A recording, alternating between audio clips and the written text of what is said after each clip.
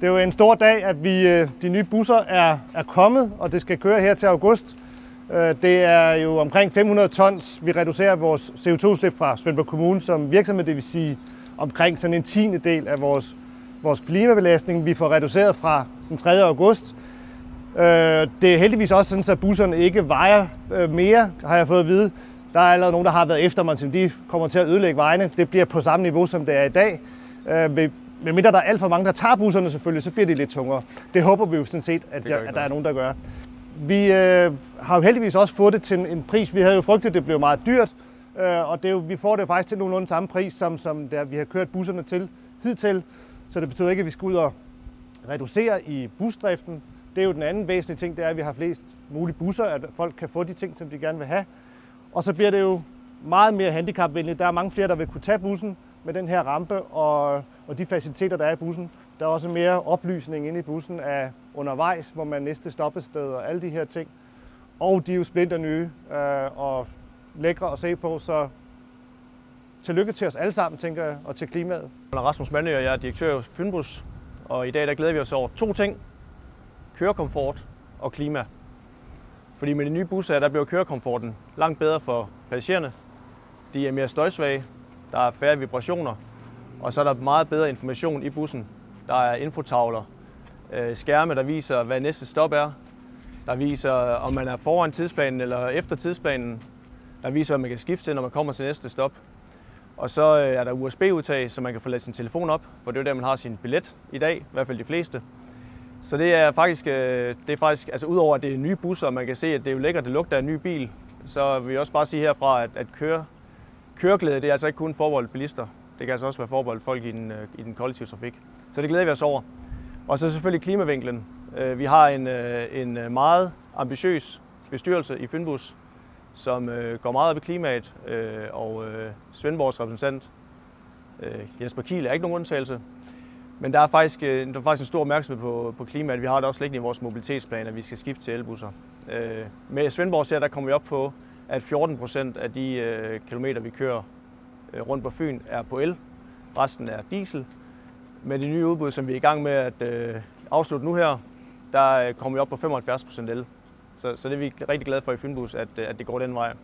Alle svendborgensere burde give sig selv den tjeneste at prøve busserne, når de starter op her i 3. august. Prøv at se, hvor fedt det er.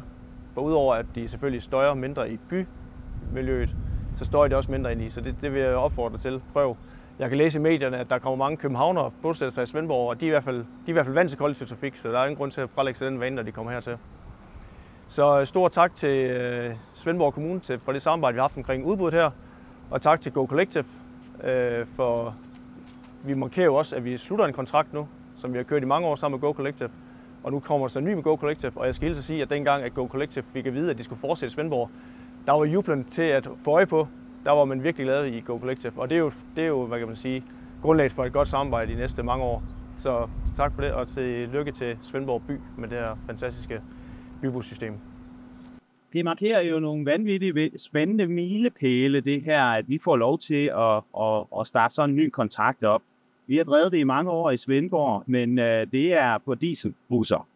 Nu starter vi nogle kontrakt her, som er mere miljørigtigt. Vi kigger ind i væsentligt bedre komfort for passagererne, og vi kigger ind i rigtig meget mere sikkerhed.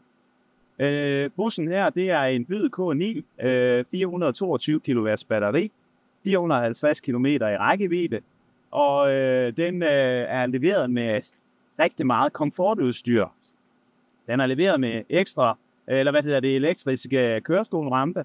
Den er leveret med CO2-heater, det vil sige, at vi slipper for et dieselfyr, der står og banker nede på perronen, nede på terminalen. Alt kører på el i den her bus.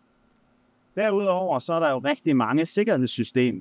Vi har ADAS-sensorer rundt om hele bussen, der gør, at vi ikke risikerer en kollision med cyklist eller fodgængere.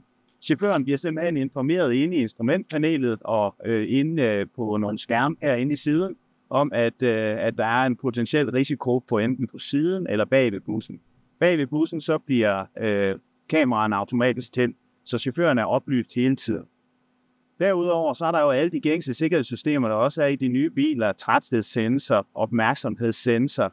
Der er kameraovervågning i bussen, så vi altid er sikre på, at vores passagerer har det godt. Vi har fået udviklet noget specielt i vores busser, vi har fået leveret dem med, og det er vi faktisk ret stolte af, fordi vi har jo desværre set nogle tilfælde ude i verden, hvor busser har haft uhensigtsmæssigt. Der har været nogle utilsigtede folk, der har taget bussen og brugt til andre ting. Derfor så har vi fået etableret sådan, at vores bus den automatisk lukker ned. Den slukker for alle systemer. Man skal logge ind, og man skal blæse i algometer hver eneste gang chaufførlågen den er her åbnet. Og det er vi rigtig, rigtig stolte af, fordi det medvirker til en sikkerhed for vores passagerer. Derudover så har vi sørget for, at den her bus den lyser som et juletræ, når den bakker. Der er masser af lyd på, så man kan høre den i byrummet. Der er ingen motorstøj, men det bliver borgerne i Svendborg garanteret efterbarn. Jeg glæder mig til at præsentere dem 3. august, hvor vi sætter busserne i drift Svendborg. Og jeg kan kun opfordre til, som Rasmus også siger, kom ud og tage bussen. Det skal nok blive en oplevelse.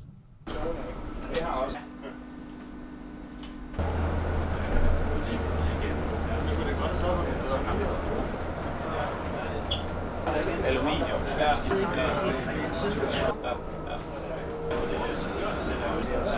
Og så især hvis pantograferne, de har